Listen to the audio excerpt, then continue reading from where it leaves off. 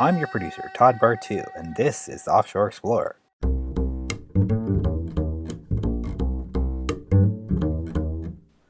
Offshore Explorer looks at the world from the sailor's point of view, port by port.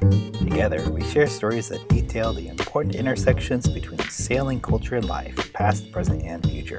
Let me introduce our host, a lifelong sailor who has traveled the world, from mug yachts to tugboats to ice boats, and a published author who has written for both stage and screen, Captain Scott Dodgson. Hello, Todd. I am here and very sad today. And why is that?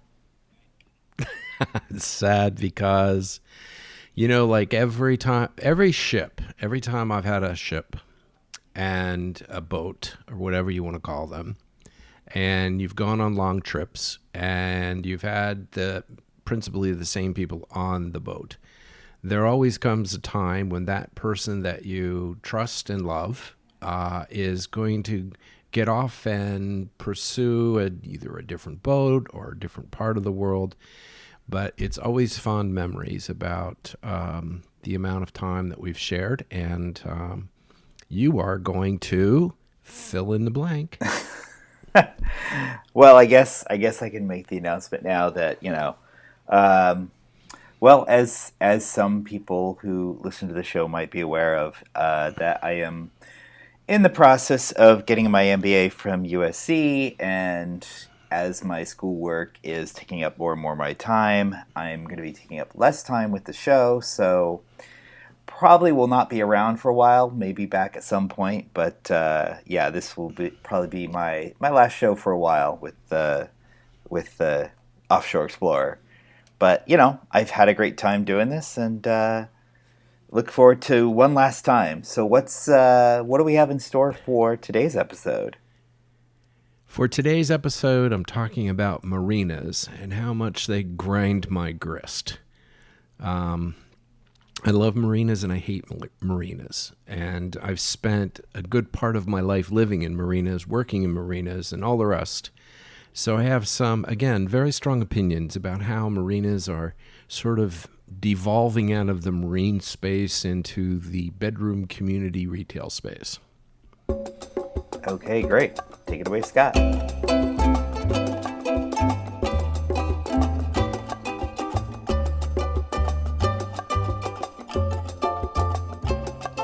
Marinas are definitely grist for my grind. I have a lot of strong opinions about marinas. I love them. I hate them. I hate what the forces outside of marinas and outside of the boating world are doing to marinas. And the history of me being in a marina is like forever. I 35, 40 years I've been in a marina, one way or the other. Either my boats, living aboard, or living aboard and working, having my business there, having a couple of different kinds of businesses there. So there's a lot of things that I've done in a marina, and that was always sort of my focal point. And I've been in marinas all over the world. And granted, there's different kinds of marinas. There's different ways that the marina and to keep your boat are set up. Difference between, say, Europe and the United States. Lots of different things. Different kind of ports that call themselves marinas but are really just quays that you tie up to. And that's kind of the general feel for an unmanaged but managed marina. For example, like in Greece, Mandraki Harbor. It's quote unquote a marina, sort of, but it's really just a harbor that's surrounded. The water is surrounded by quays, stone walls, and quays and artifacts and stuff that have been there, since 500-600 BC, and it has this nice sort of comfortable feel. It's interesting, and there's a lot less bullshit in foreign ports in terms of keeping your boat in one place or another than there are for, say, in the United States. In the United States, they drive me crazy. But at the beginning, most people are introduced to a marina through basically their own curiosity. They want to get into boating. So you want to get into boating, what you do is you just sort of go and walk around the marina and take a look at the boats in the water. You take a look at the people there. You just wander around the wharf and look at boats and dream about having one for yourself. I was lucky enough to be introduced to what I call a dock in the ocean in Ocean City, New Jersey. And out in the bay, there in the Salt Marsh Bay, there was a sort of high dock that was high enough that the highest spring tide wouldn't wash it over. Would come close, though. And when the tide went out, it could be 10-foot difference. But connected to this wharf that went out through the shallow water and past all the mosquitoes and all the rest of the bugs that were out there, you sort of could see the water getting deeper and deeper and deeper because the wharf was built in about, the end of it was about 8 feet of water. And it just sloped up the hill and it was just mud from there. And it got to be very, very shallow at the very end of the wharf. And the wharf probably wasn't more than, I'd say, and this is a long time remembering, I'd say the wharf probably wasn't any more than about 15, 20 feet. Okay. And then on the end of the wharf was a little floating dock. And what you would do is at the floating dock, there were a couple of rowboats. So you would get in the rowboat and you would row out to your mooring and you'd get your boat off the mooring. And then you would bring back, you'd either have permission to leave the rowboat there, which anybody could come and get, or, if they need to use it, or you could just bring it back in and tie it up to the floating dock. Now that could be a problem if you have a strong offshore breeze, because the dock pointed perpendicular to the west, and in Jersey we get some strong offshore breezes, and I have more than once been pinned up against that little floating dock, waiting and not having enough horsepower to get off the dock, and just waiting for the wind to abate, and which comes when the sun goes down, so it like blows your day. So it's rare to find this kind of marina because there's something I want to say, and I want it to be very, very, very clear. Marinas are not for boats. Marinas are not for boats. The prime purpose of a marina, especially in the United States, is about real estate development. The boats are there for decoration. The boats are there to help the real estate developer get more premium prices for his property. Your slip falls into a fairly simple calculation. This slip is built out in the water, okay? In most places, the county or the state have abrogated their responsibility to the marinas because the marinas are a cost and you need people to operate them and you need to do this. But the real estate developers are more than happy to do that because what they want to do is they want to redevelop it. And so let me tell you a small story so you can get the calculation that's going on here. This goes back to Bar Harbor, and for all my friends in Marina Del Rey, you remember the great Bar Harbor as being a sort of a raggedy two-story building, apartments, very small, very dirty kind of things, but a great marina and a great ambiance of sailing, of people that were in boats, people that were living aboard, people that were coming there to work. And we used to keep our vessel assist boats there. So I was, at that time, I had my two vessel assist boats, a pusher boat, and I had my own boat. So this is, I'm renting 3 slips, basically. But the dock master is very cool. Joe, shout out if you're listening. Joe is great, into the maintenance. I would help him if I had to move docks for him or if I had to move boats around, just to keep, a friendly thing. It's what you do in the marine world. It's what you do in the boating world with other people that are sensitive to boats and stuff. And there was a whole sort of ambiance of culture and artists down there. I literally remember seeing Claude Van Damme on top of, I think it was a Bayliner, right? Getting sun. This is before he was famous. He was just laying there getting sun. And I said, "Hey, how you doing?" He said, and a conversation evolved into the fact, "I'm going to be a movie star." I said, "Okay, cool, man. Whatever. Float your boat." Downtown Julie Brown, famous MTV star. She kept her boat down there, and we'd see her all the time. And people would just, sort of lose their importance, so to speak, and become a part of the marine world. And this was cool. It was a cool place. But then things started to change. They developed it. And what they did is they took 1/3 of the slips and cut them out of the new arrangement for the slips. Okay, so if you had 100, they're basically going to let you have 66 slips. That's what they put back in. And of those 66 slips, they're going to be all 35, 45-foot slips. There's like a minuscule number. There's like one dock that maybe has 18 slips on it that are for something in the 20-foot range. Okay? And there's a real reason for this. All right? And that reason is parking spots. Now, a lot of developers and a lot of counties, they get into this kind of weird, like, oh, well, I kind of feel guilty because the purpose of this marina, the purpose of Marina Del Rey when it was built, was to give the local boater access to the sea.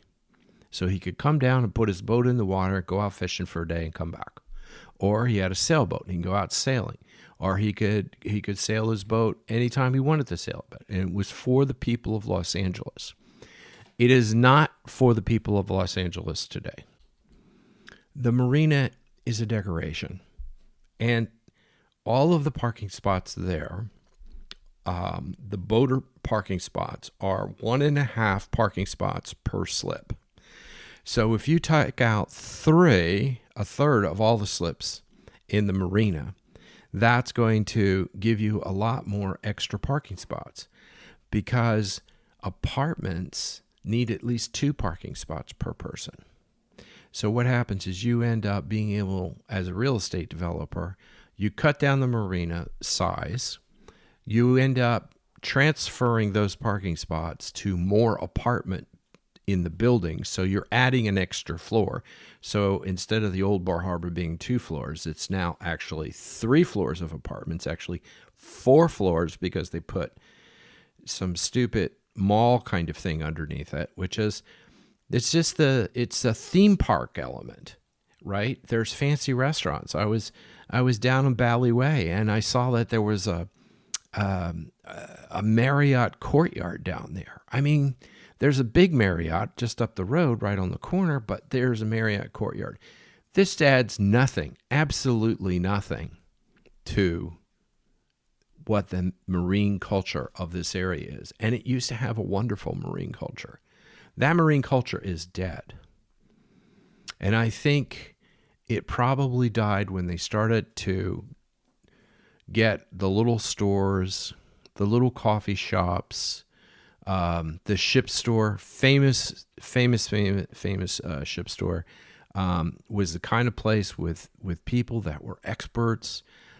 If you needed a piece of odd plumbing, or you needed something for a joint or some wiring, or a chart, some kind of piece of teak to replace, or whatever the case may be, you could go there and easily find it. These guys would help you, and they would order it for you by paint. anchors and stuff like that. In fact, the ship store was a wonderful place to sort of hang out. If you needed to find somebody to work on your boat, or if you were a tradesman looking to pick up a little extra business, you could hang out there and you would probably do it. I met Jonathan Goldsmith, who many of you may know as the most interesting man in the world in the Dos Equis commercials. He had a boat there, and he used to come and hang out, and we'd talk. And, there was a coffee shop down there, and, there was innumerable stars, innumerable people with different kinds of boats, film crews constantly down there. And now it is just an ugly place. It's all clean. It's all perfect. It's all access to big brands, but there's nothing local about it. It has lost its character. Now, marinas, and this is what kind of, gets me upset, is anybody who is a liveaboard will understand this. Getting a liveaboard permit almost takes an act of God. And a lot of guys will go or women will go and buy a boat. And they'll say, hey, yeah, does this come with it? Does the slip come with it? Well, first thing is most of the time it doesn't. Secondly, if you have any kind of aspirations to live on your boat or to work on your boat in a long-term case, the marina is not going to want you there. The marina only wants your nice, clean, brand new boats to sit in the slip, and they really don't want to see you. So they ask you, they sell like, oh, here, we have bathrooms with showers and laundries and clubhouses for boats and boaters and da-da-da-da-da-da-da-da. You know what? That's all bullshit. It's all bullshit to cover the county officials or state officials' asses that they're providing a broad service for boaters in this community. Because quite frankly, the real estate developers would rather than say get $650 or $800 or $900 for a slip, those same parking spots in an apartment are worth $2,000, $3,000, $4,000, $5,000. The math is pretty simple. So there's this whole thing around the marina about getting the best price, and none of the prices are good. You'll find that there is a massive amount of collusion and all the marinas. Now, they may not actually call each other and say, hey, where are you going to do your price per foot? Do you think we can get to $18.50? Think we can get to $22.50? No, they don't do that. One guy will publish because he's full. The marina will be full, and he'll say, okay, it's $22.50. They'll publish that. Then the marina down the road, all the way down to San Diego, from San Francisco to San Diego, they will all look at the prices and say, oh, if the guy in San Francisco can get $22.50 a foot, me and Marina Del Rey can get $22.50 a foot. And besides, we have all these amenities like the laundry and the showers and the clubhouse, which is never open, by the way, and all of this stuff, so we can get 23. And this is how they go about justifying the prices. They justify them through, it's kind of a bait and switch thing. Here they are, but don't use them. And the same goes for the boats. You come in with your boat, you want to have a little party on the dock. Suddenly the dock master, who, in general, the dock masters used to be cool. Let me address dock masters. Yeah, let me just go right there, okay? There's different kinds of dock masters. There are a lot of crooked dock masters, okay? There are a lot of company, clerk kind of dock masters who have absolutely no clue about what a boater does or what boats are about. They're just there to collect your rent and to tell you that your electric bill is this or your water bill is that, or you can't have a barbecue on the dock, or you're not dressed appropriately, or no, I'm not going to give you a second key, and no, you can't go in the bathroom and use the universal key to get in there, or no, the laundry is broken. So I knew one place where they said, it was just in San Diego, the laundry was broken. And this old salt said to me, he says, yeah, it's been broken since the day that they opened the place. And I said, no kidding. He says, yeah, those machines work perfectly well.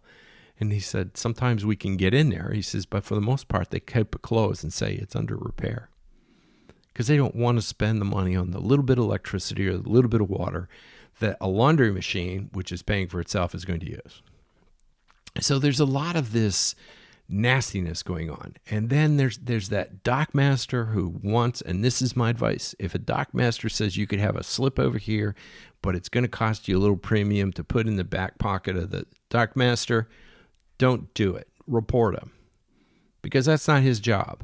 But I have known plenty of dock masters that you've had to pay to play, to get your boat in, especially primo spots. And the bigger the boat, the more money it is. So the whole marina dock thing is a kind of a hustle, and it's a shell game. All right. Now, if you just want to come down and you're going to be a day boater, you're going to go out, maybe sail out, spend a weekend, or go someplace for a weekend. That's great. And you're not going to be down on the boat. You're just going to come down. You keep your boat there. You're actually the perfect customer. That's who they want. Okay. And by the way, they don't want to see workmen come on your boat either. All right. You have to be, I did this for years. I mean, I did varnishing, painting. I did engine repair. I did a lot of things. And they were always asking me for my insurance and my business card and my business numbers and this and that and this. It eventually got to the point where I knew a couple of very good mechanics, engine mechanics, that, they could tear apart a diesel and put it back together in like lightning. And they were reasonable, and they were great guys, and they did honest work. They quit. They said, no, I'm leaving. I can't deal with these people. Now, marinas in general in the United States all have finger piers. So you put your boat between the two fingers. That's where you are. In Europe, it's completely the opposite. You have moorings. You go into the marina, you pick up a mooring, and you back in, tie your boat off, and you use the mooring that's buried in the ground. Primarily, that's done because a lot of their harbors are very deep. So you need a mooring that has to be put in by a diver, et cetera, et cetera, et cetera. So that Mediterranean mooring thing is very important when you're doing that. If any of you have listened to Antibes podcast or Marbella, Sicily, Rhodes, any of these, you're always going down to pick up a mooring. Or, as in Turkey, sometimes they don't have moorings and you have to throw your anchor out there in the pot, so to speak. You with the 50 other goulettes. I actually saw a young man get caught by the anchor. He was trying to free up because they had laid their anchor quite early. They had been there for a while, and other boats had come and dropped their anchors over the top. And I think I'll have another podcast devoted especially to anchoring, how to, get your anchor out of that kind of fouling nonsense. But in any case, they finally got the anchor up a little bit with the help of a lot of boats and a lot of people. And a young man ended up getting his foot caught in a line or some sort, and he went down with the anchor and drowned. So it can be a very dangerous business, and so you have to be careful. The American slip thing is pretty easy. People usually freak out when they're trying to put their boat in, but all I say is, just get the point in and you'll be fine, right? That's all you got to do. Simple, simple.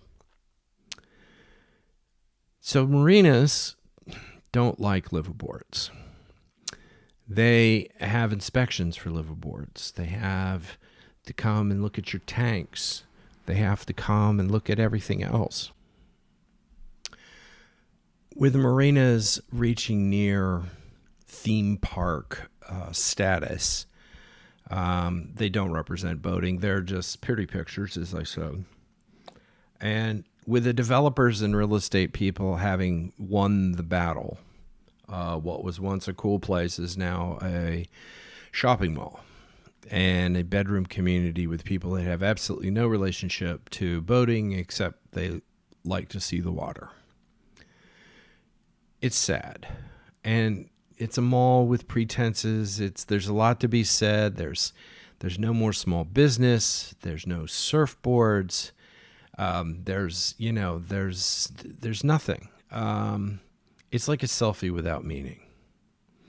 Now, liveaboards, as I was saying, in my opinion, I love liveaboards. I lived aboard forever. And I think liveaboards in general add a lot to the community. First of all, if you're just parking your boat, like I used to have people park the boat, doctor boat right next to me, and they loved the fact that I was there because they had an expensive boat, they had expensive equipment on it. Nobody would bother that boat because I was there. My head, as soon as I hear somebody on the dock, my head would pop up. I would know who it was. All right. And it's part of the security. But the real estate people, the marina, quote unquote, which are the real estate people, are saying, oh, yeah, there's crime, there's drugs. Let me tell you, most of the liveaboards there are not drug dealers or not drug users. Okay. They are definitely sundown people. But the people that cause a lot of the drug problems are transients that come and go. And they'll stay on a boat. If they can get inside the gate, they'll stay on the boat. So this atmosphere of being against boaters, especially liveaboard boaters, comes from a concept that they think you are getting over on them, getting over on society because you're living on a small boat, okay, and you're paying very little in terms. May seem very little to them in slip rent, okay? And you have the freedom to come and go, and you have all the services, which they don't want you to use, but the county says you have to have a certain amount of liveaboards on there.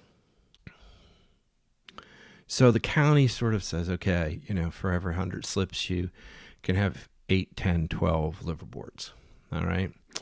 I had a liveaboard permit in Bar Harbor for about 12 years.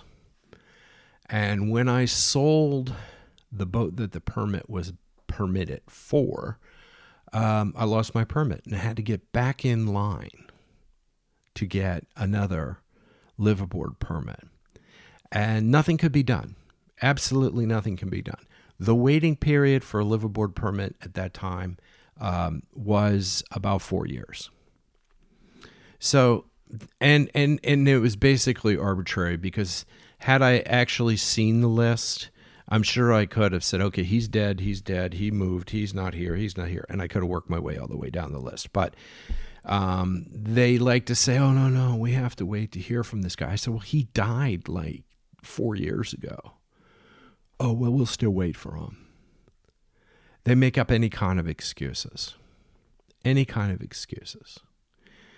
so this kind of real estate, commercialized real estate, boats as a sort of pretty picture, pretense to get higher rates is not something that's just found in the United States. A quick story is when I first arrived in St. Thomas in Charlotte-Amalie in 1978, I guess, a long time ago. There was a captain's association for charter boat captains. It was the Virgin Islands Charter Boat Association. And it was all captains and owners of the boats that were chartering. And we had 370, I remember these numbers specifically, we had 374 charter boats based in Charlotte-Amalie. Now, they wouldn't be there at the same time, but a great deal of them were. And they were running charters. At the time, St. Thomas was the only place they really had an airport, and the British Virgin Islands were right there. British Virgin Islands only had a little shitty airport, and they didn't have any flights connecting to Miami or Atlanta or any of the major hubs. And so St. Thomas was the place everybody came to. And The Coast Guard came to one of our meetings. And of course, hey, we're all positive people. We want to obey the law. We want to see what's going on. And the Coast Guard basically told us this: we do not want you here. We want you to take your business someplace else, because we think you're all drug runners. We think you cause a lot of problems, and we don't want you here. And we are going to harass you, which they did, by the way. They would stop boats just outside the harbor in Charlotte-Amalie and do a complete inspection and really, really bust balls, seriously bust balls. And what happened was, at 2 years later, 3 years later, out of that 374 charter boats that were there, we were down to 34 charter boats that base themselves in Charlotte-Amalie. And the 34 that stay there were just hardheads, and they decided to stay there. That business that we were creating, charter boats, 374 charter boats, was creating $17.8 million in revenue for the island. And the island liked us. The people liked us on the island. But we were in the way. We are in the way of, cruise ships. They want to stack these cruise ships in there 4, 5, 6 deep. They want the people to jump off, go spend their $250, jump back on, leave, and be gone by the evening. And that's how it operates. It's a stream of money coming in. And, the local people, they're okay with it. They're in business. They're on land. They're, this is great. Bring revenue and we have no problem. Okay. But this other business was sacrificed for that. And it's the same concept that the powers to be, the real estate developers, the marina people that are involved in this sham, okay, the boats are there to be looked at. They're not there to be sailed. End of story. We just want them to be pretty. We can take pictures and say, hey, look at how great our dream is. But it's not a dream. It's a freaking nightmare if you have a boat. So I'm sorry if I'm ranting on this, but it kind of pisses me off, because I've seen over the years, and this is a benefit of just, being alive and being down there all the time, having to work there. You pay for 3 slips. You help out the dockmaster, and Joe, the dockmaster, in this story, he ended up moving on to another place where he was a dockmaster, and then ended up getting fired because of whatever reason, which we couldn't get, because he was like the nicest, most honest guy in the world. And it just boils down to the fact that they don't care. They don't care at all. So what's Marina Del Rey have now? They don't have any chandleries. They have boat US, boat whatever. Marine, what is the place? I lost the name. Boat US. They have boat US. This is not a chandlery. This is a boutique. This is not a place that you take your problems. You go to figure out. This is not the place you go to figure out how to fix a float switch and what float switch to have. You go there like you either buy float switch A or buy float switch B. We don't know which one will work for you, but that's what you have to do. And nothing against the people at West Marine is what I'm thinking of. It's not that I'm against the people that are working in the store there, okay? There's some guys that are real knowledgeable about doing this stuff, and they're cool, and they get what the problem is, but they're very, very few. This whole corporate thing just is not the way ship chandleries are run. And that's not how boaters shop. It's not how marine people shop. Okay? If you're going to buy something like a generator, we're going to get down to nit and grit and probably buy it from the factory. If you need a heat exchanger, okay, I'm going to look up where my old heat exchanger was built. I'm going to call that factory and say, I need this heat exchanger. I'm going to give you the serial numbers. I'm going to have it shipped in. So this is the way boaters think. I need some stainless screws. I need brass screws. Okay, you can't go to a hardware store and find brass screws, brass wood screws, stainless steel bolts and nuts. As a funny aside, in Greece, on the island of Rhodes, they had a couple of different nuts and bolt stores, hardware stores. And one store had all the bolts, and the other store had all the nuts. So you had to go across town to get to the other store. And they were owned by two cousins. They had split their business at one time over a family argument, and one took the bolt side of the business, and the other took the nut side of the business. True story. But this gets us into the idea of what the real chandleries are and what they mean to a boating community. And the marinas are pushing them all out because they don't want them. I mean, they'll take a West Marine because it is a corporate image, right? It's a corporate thing. It's part of the theme park of business. So you have marinas have two different, they have different purposes. You have, we're keeping the boat there. Okay, that's the minor purpose now. The rest of it's all real estate and it's all cash. It's all whatever it is.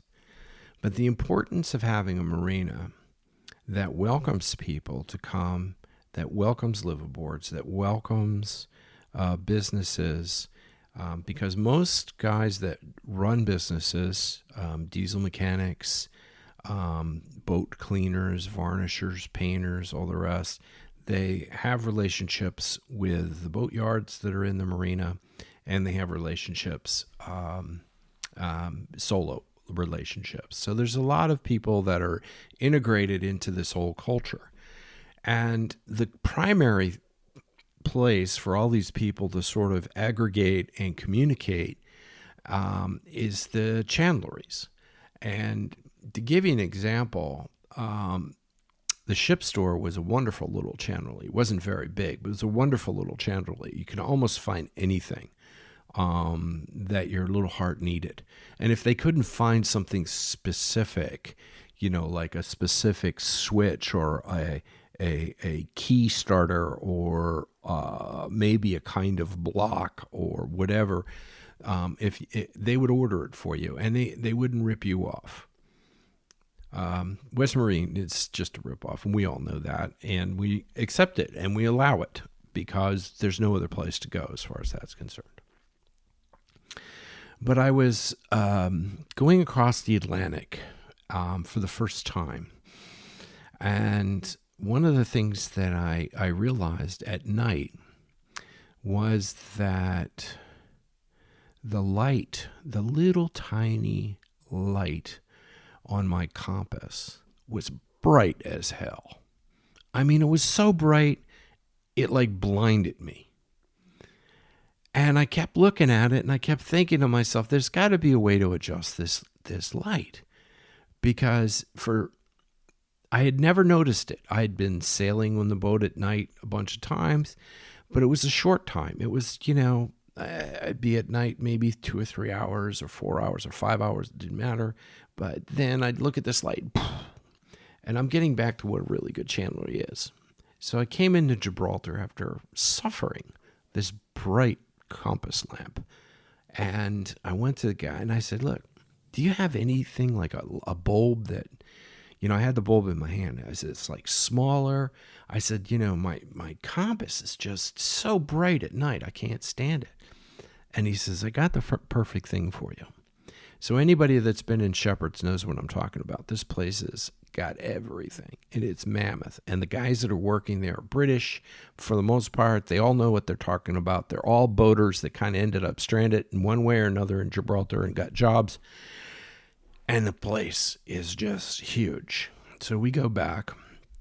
We climb some stairs. We go along some scaffolding. It's all wood. Scaffolding kind of stuff, and you're going back and forth, and he comes up and he finds this little box. He pulls his box out, and he said, this is what you need. And what it was like a little red rubber to slip over my compass lamp, the light bulb itself. It was a piece of red rubber shaped to fit over that. And the guy looked at me and smiled, and he says, how's that? And I said, that's fantastic. How did you, I mean, that's fantastic that you had something like this. And he says, we believe in safe sailing. Yeah, because it looks like a little penis. It's a rubber for my little penis light. That's what marinas are about. That's what a chandlery is about. That's, to find that little thing that you would never think in a million years that you couldn't find. I couldn't find that thing in a catalog ever. I broke one of my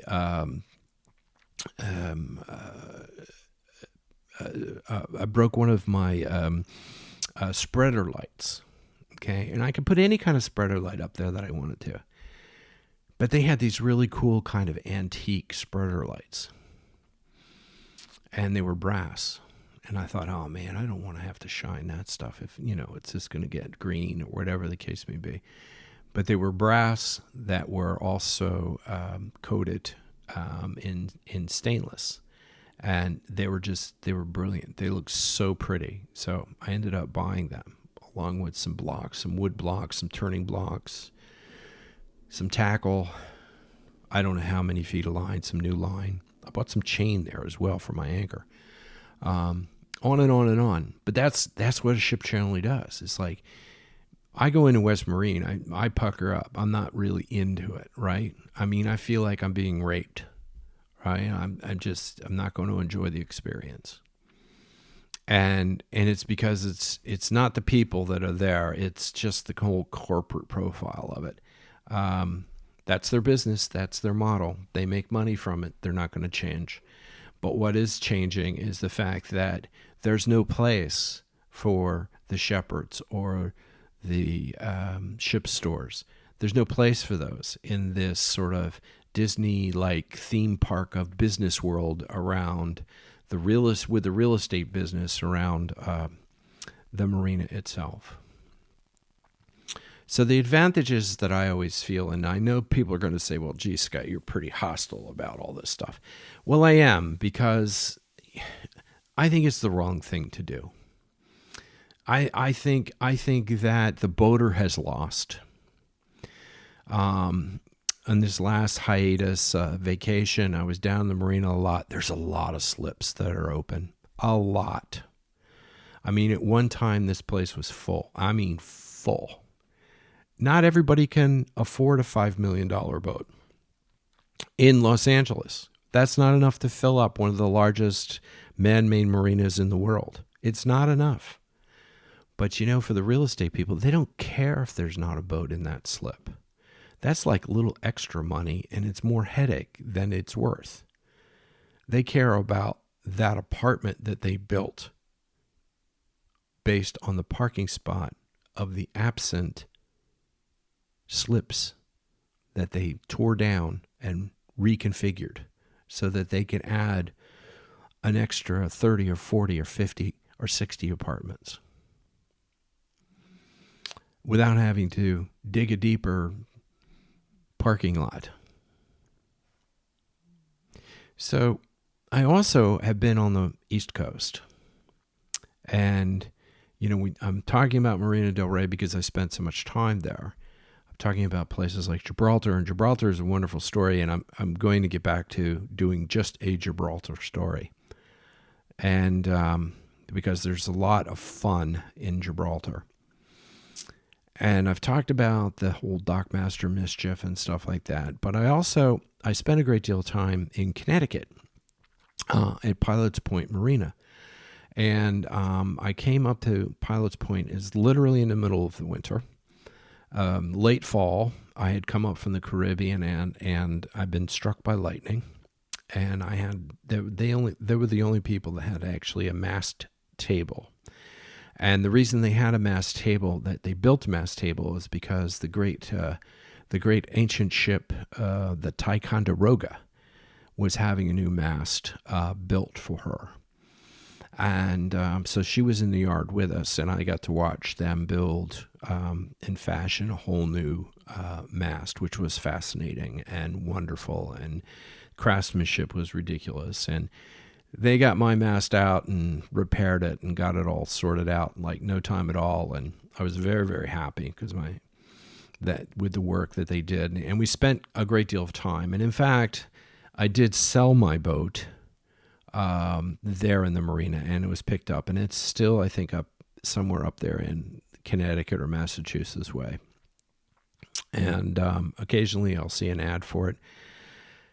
They've repainted it. They fell into the whole thing. It looks like a pirate. It's a CT. It does have a little piratey sense to it, but they painted the hull black. Disappointed me too. She just doesn't look the way she used to look. But they always say, yeah, extensively sailed Europe and stuff. And he said, yeah, no way, no kidding, kid. So anyway, let me just sum all this whole world up, is that marinas are changing to become theme parks. They're not for boaters. And the boaters and the people that believe in the contribution of a marine community to the wider community have to band together. They have to work together. They have to attend meetings. And I know there's a lot of people that do that, but if I could lend my voice to any of that, I am more than happy to do that. And that's my grist for the grind on marinas.